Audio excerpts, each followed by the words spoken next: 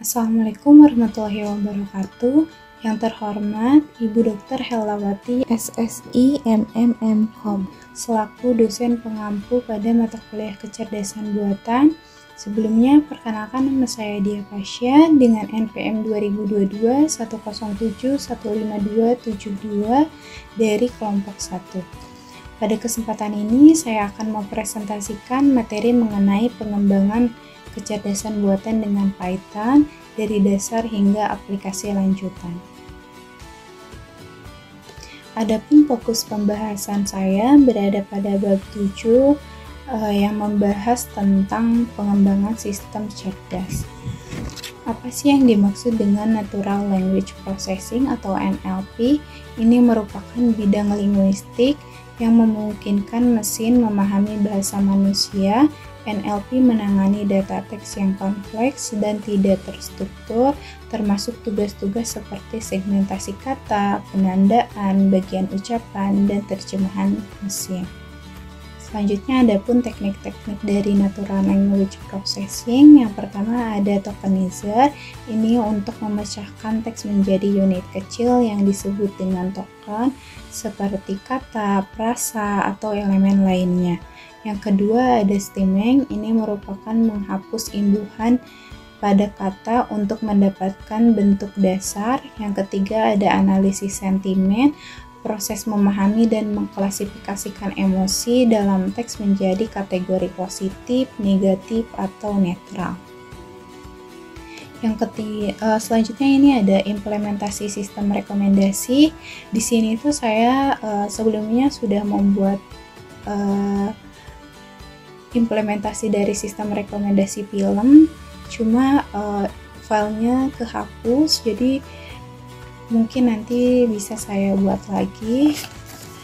Jadi di sini tuh saya menggunakan HTML untuk membuat layout dasar dengan area input untuk memilih film favorit dan menampilkan rekomendasi. Jadi implementasi sistem rekomendasi ini untuk film. Metodologi rekomendasinya menggunakan 3. Yang pertama, collaborative filtering. Ini merupakan salah satu algoritma populer yang digunakan untuk membangun sistem rekomendasi. Cara kerjanya dengan menjumlahkan rating film, menemukan user dengan melihat histori rating yang diberikan user atau pengguna. Yang kedua ada collaborative filtering. Ini merupakan sistem rekomendasi yang merekomendasikan item yang mirip dengan item sebelumnya yang disukai atau dipilih oleh pengguna. Jadi merekomendasikan film yang mirip dengan film sebelumnya yang disukai oleh pengguna. Selanjutnya yang ketiga ada hybrid approach. Ini tuh sistem rekomendasi yang menggabungkan metode collaborative filtering dan content based filtering menjadi satu. Jadi sistem rekomendasi ini berbasis CF dan CBF, efektif memberikan rekomendasi personal dan pendekatan hybrid menggabungkan kelebihan keduanya, memberikan rekomendasi film lebih relevan. Jadi di sini tuh contohnya misalnya kita bisa milih favorit film. Di sini ada banyak, The Shark, The Matrix, Inception, dan lain-lainnya. Di sini saya memilih yang Schindler's List ini, lalu nanti pengguna dapat mengklik Get Recommendation, lalu sistem akan menampilkan rekomendasi film yang sama dengan favorit film yang pengguna pilih. Oke, lanjut. Di sini ada database sistem dari implementasi sistem rekomendasi film yang tadi. Yang pertama ini ada users ini table users ini untuk mempresentasikan entitas penggunaan sistem rekomendasi. Di sini ada user ID, username, email, password, dan tanggal. Ini saling berhubungan. Jadi database sistem ini saling berhubungan satu sama lain. Yang kedua ada movies. Ini Movies ini untuk daftar film yang tersedia dalam sistem rekomendasi. Yang ketiga ada Movies Fitur. Movies Fitur ini berisi fitur-fitur film yang digunakan untuk sistem rekomendasi berbasis content based filtering. Tabel ini memiliki relasi ke tabel Movies melalui Movie ID. Yang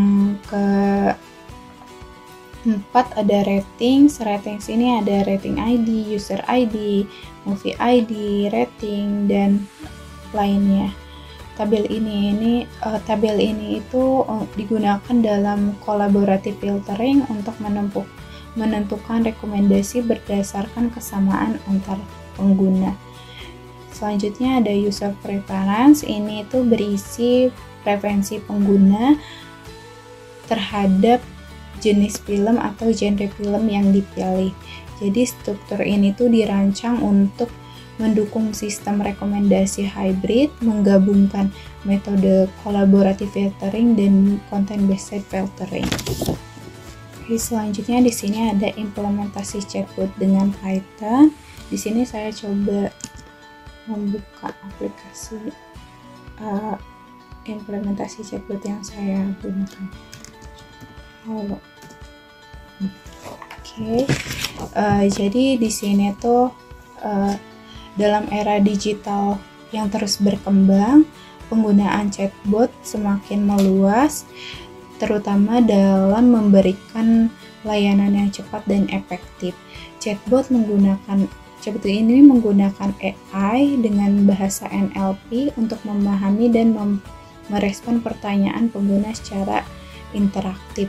Implementasi chatbot ini bertujuan memberikan layanan informasi yang cepat dan efisien dilengkapi dengan fitur machine learning.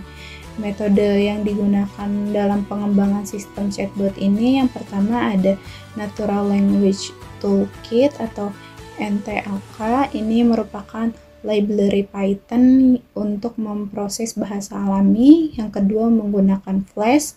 Ini merupakan framework Python yang digunakan untuk menangani operasi server side dan merespon input pengguna.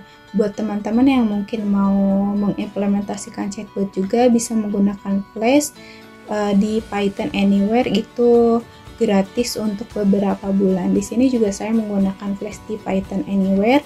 Selanjutnya ada Python. Python ini bahasa pemrograman yang digunakan dalam keseluruhan pengembangan chatbot ini. Jadi pada tampilan ini menunjukkan percakapan antara pengguna dengan chatbot, mengirimkan pesan untuk membantu pengguna untuk mendapatkan respon yang lebih cepat. Chatbotnya menjawab, "Halo, bagaimana saya bisa membantu Anda hari ini?" Selanjutnya kita coba tanya apa itu AI. Chatbotnya penerapan machine learning. Dia tidak kurang memahami, coba ajukan tanya penerapan AI.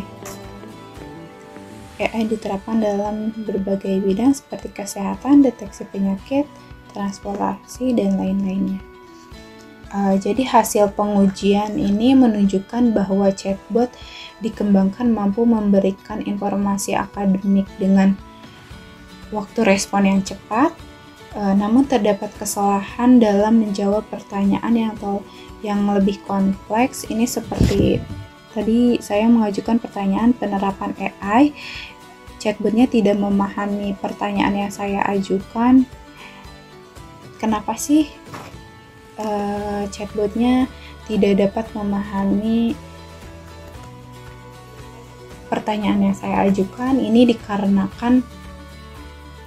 disebabkan oleh keterbatasan dalam dataset yang digunakan untuk melatih chatbot. Sarannya mungkin